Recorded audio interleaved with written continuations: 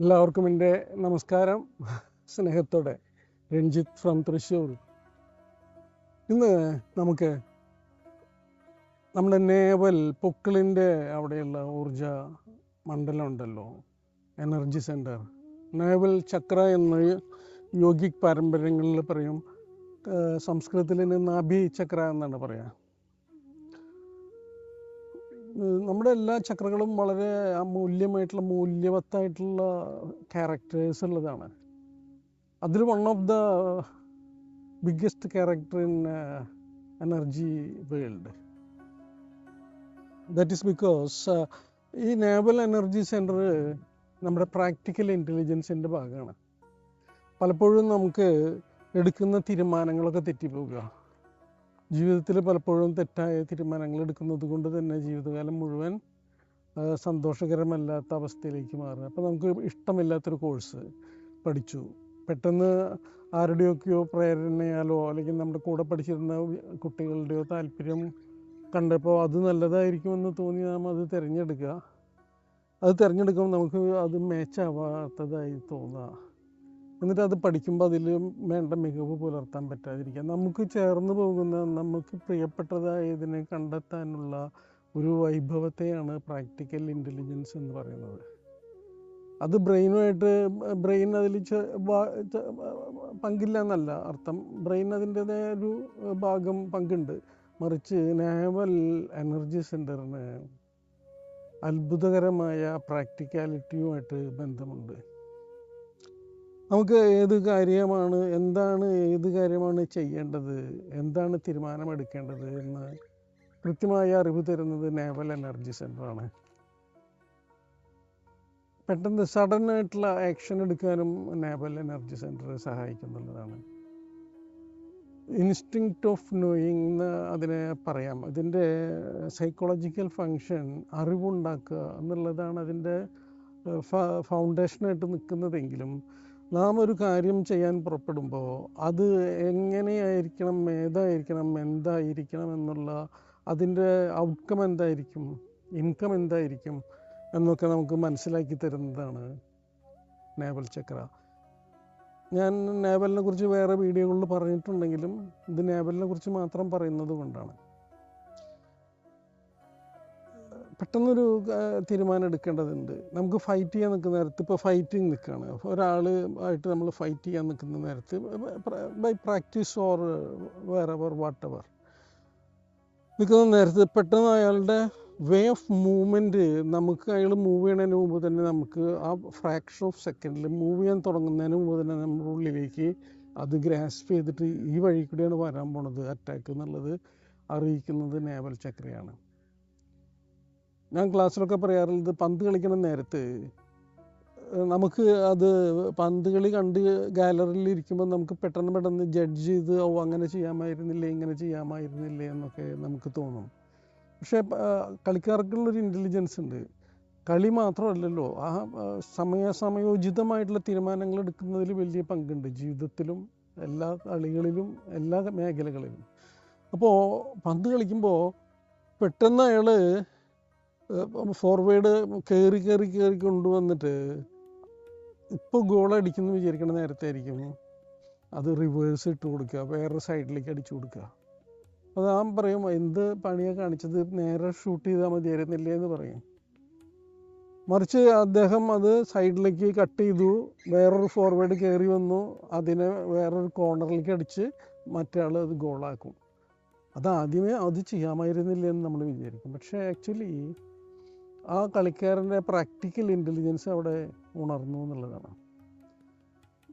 Direct അടിക്കണമെങ്കിൽ ഗോളിക്ക് അത് correct ആ measurement ശരിയായി മനസ്സിലാവുകയും അത് അയാൾ പിടിക്കുന്നുള്ളത്, അത് അടിക്കുന്ന ആൾക്കത് അതൊക്കെ വളരെ ഫാസ്റ്റായിട്ട് ഫ്രാക്ഷൻ ഓഫ് സെക്കൻഡിൽ വരുന്ന ഇൻ്റലിജൻസ് ആണ്. ഈ സൈഡിലേക്ക് ഇടുമ്പോൾ ഈ സൈഡിൽ നിന്ന് മറ്റേ സൈഡിലാകുമ്പോൾ അവിടെ ആൾ ഇല്ല, അവിടേക്ക് ഇടുമ്പോൾ ഗോളി ആ സൈഡിലേക്ക് പെട്ടെന്ന് ഗോളിയുടെ ഫോക്കസ് അവിടേക്ക് മാറുമ്പോൾ ആ സൈഡിൽ നിന്ന് കോർണറിലേക്ക് അടിച്ച് അത് ഗോളാക്കാനായിട്ട് സാധിക്കുമെന്ന് തിരിച്ചറിയുന്ന ഒരു ഇൻ്റലിജൻസിനെ കുറിച്ചാണ് ഞാൻ പറയുന്നത്. ഇനി ക്രിക്കറ്റ് കളി, ഞാൻ ഈ കളികളെ കുറിച്ച് പറയാൻ കാരണം വെച്ചാൽ എല്ലാവർക്കും ഇൻട്രസ്റ്റഡ് ആയിട്ടുള്ള സബ്ജക്റ്റ് അതുകൊണ്ടാണ്. ഇപ്പോൾ കളിക്കുമ്പോൾ ബോള് വരുമ്പോൾ അതിനെ ജഡ്ജ് ചെയ്തിട്ട് അതിനെ ഏത് രീതിയിൽ ആ സെക്കൻഡിനുള്ളിൽ എങ്ങനെ ഡിസിഷൻ എടുക്കുക എന്നുള്ളിടത്താണ് വിജയം ഉണ്ടാകുന്നത്. കുറേ മനോഹരമായി ബാറ്റ് ചെയ്യാനും കുറേ ബോൾ ചെയ്യാനും അങ്ങനെ ചെയ്യുന്നതിനൊക്കെ അത് അറിവുണ്ടെങ്കിലും അത് ആവശ്യമാണെങ്കിലും ഈ സമയോചിതമായ തീരുമാനമെടുക്കൽ ജീവിതത്തിൽ വളരെ പ്രധാനപ്പെട്ടതാണ്. പണ്ട് ഒരു ചെറിയ കഥ പറയാം. പണ്ട് 2 പേര് ഒരു പാറപ്പുറത്ത്, വലിയൊരു പാറയുടെ മുകളിൽ 2 പേര് ഒരേ സമയം കയറി വന്നു. ഒരുമിച്ചല്ല, വേറെ ദിശയിൽ കൂടെ കയറി വന്നു. അവിടെ മുകളിൽ കയറി 2 പേരും വന്നപ്പോൾ അവർക്ക് മനസ്സിലായി 2 പേരും വന്നിട്ടുള്ളത് സൂയിസൈഡ് ചെയ്യാനാണ്, ആത്മഹത്യ ചെയ്യാനാണ് വരുന്നത്. അപ്പോൾ ഒരാൾ ചോദിച്ചു, എന്താണ് നിങ്ങൾക്ക് പറ്റിയത്? നിങ്ങളെന്താ ആത്മഹത്യ ചെയ്യാൻ വന്നതാണോ? അത് ഞാൻ എൻ്റെ ജീവിതത്തിൽ എനിക്ക് വല്ലാത്ത നിരാശയായി. ഓഹോ, എന്താ പറ്റിയത്? അപ്പോൾ അദ്ദേഹം പറഞ്ഞു, ഞാൻ ഒരു പെണ്ണിനെ വല്ലാതെ മോഹിച്ചു. അവൾക്ക് ഒരിക്കലും എൻ്റെ കൂടെ ചേർന്ന് പോകാൻ, അവൾക്ക് എന്നെ ഒരിക്കലും ഇഷ്ടപ്പെടാനായിട്ട് സാധിച്ചില്ല. എൻ്റെ ജീവൻ, എനിക്ക് അവളില്ലാതെ ജീവിക്കാൻ സാധിക്കുന്നില്ല. അത്രമാത്രം എൻ്റെ മനസ്സ് ഞാൻ അങ്ങോട്ട് സമർപ്പണം ചെയ്തു പോയി. ഓഹോ, അതാണോ നിങ്ങൾക്കുണ്ടായത്?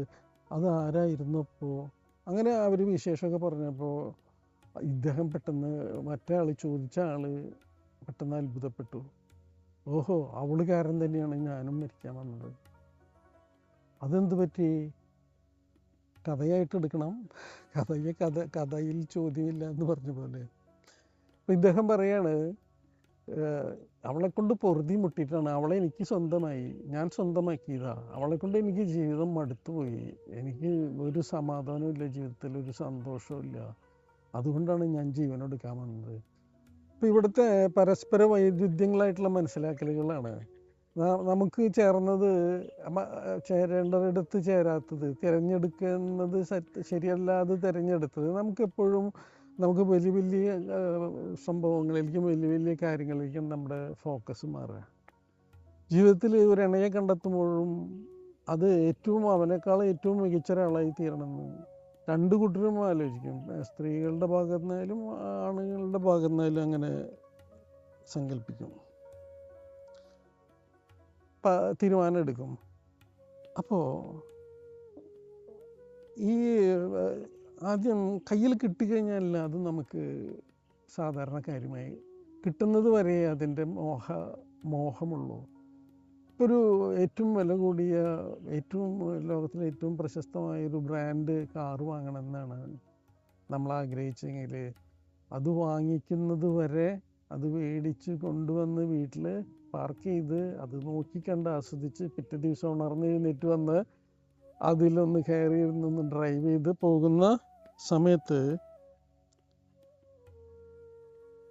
സമയത്തുണ്ടാകുന്ന ആനന്ദം, ആ സംതൃപ്തി വേറെ ഒരു ആ സംതൃപ്തി ഉണ്ടല്ലോ, അത് പിന്നീട് നമുക്ക് ലഭ്യമാവണമെന്നില്ല. അത് ക്രമേണ സാധാരണ കാര്യമായിട്ട് മാറുകയും നമ്മുടെ ജീവിതത്തിൽ അതൊരു പ്രധാനപ്പെട്ട കാര്യമല്ലാണ്ടാവുകയും ചെയ്യുമ്പോൾ, ഒരു മിനിറ്റ്. ഹലോ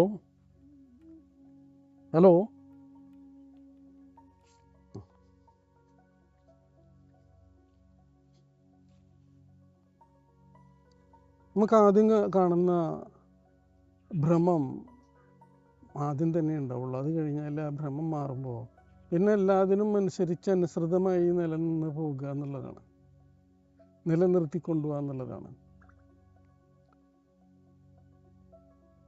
അപ്പോൾ പ്രാക്ടിക്കൽ ഇൻ്റലിജൻസിന് ഏറ്റവും നമ്മെ സഹായിക്കുന്നത്, നമ്മെ മികച്ചതായി ശരിയായ പാതയിൽ കൂടെ കൊണ്ടുപോകാനായി എന്ത് വേണം എന്ത് വേണ്ട എന്ന് തിരിച്ചറിയാനുള്ള കൃത്യമായ അറിവ് തരുന്നതാണ് നാവൽ എനർജി സെൻറ്റർ.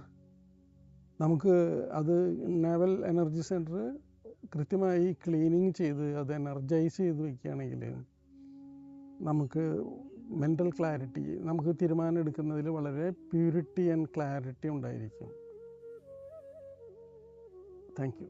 നമസ്തേ.